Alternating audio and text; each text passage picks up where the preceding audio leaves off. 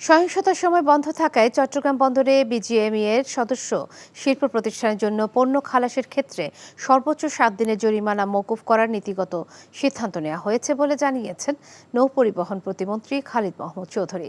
দুপুরে সচিবালয়ে তৈরি পোশাক শিল্পের ব্যবসায়ীদের সংগঠন বিজিএমইএ এর নেতৃবৃন্দের সাথে বৈঠক শেষে একথা জানান তিনি। পণ্য খালাসের ক্ষেত্রে বন্দরে ডিজিটাল ক্লিয়ারেন্স নিতে হয়, কিন্তু ইন্টারনেট বন্ধ থাকায় তা সম্ভব হয়নি বলেও জানান প্রতিমন্ত্রী। এ সময় বিজিএমইএ এর সভাপতি জানান, সাম্প্রতিক সহিংসতার ঘটনায় তাদের প্রায় 7,400 কোটি টাকা ও মজুরির ক্ষেত্রে 1,150 কোটি টাকার ক্ষতি হয়েছে।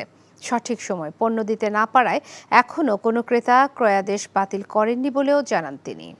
আমরা তাদেরকে বলেছি তাদের যে তালিকা আছে সেই তালিকাটা আমাদের কাছে যদি দেওয়া হয় তাহলে আমরা সর্বোচ্চ 7 দিনের একটা ড্যামারেজ মওকুফ করার নীতিগত সিদ্ধান্ত নিয়েছি। সেটা শুধু বিজিএম এর ক্ষেত্রে, জেনারেল না, সবার ক্ষেত্রে না।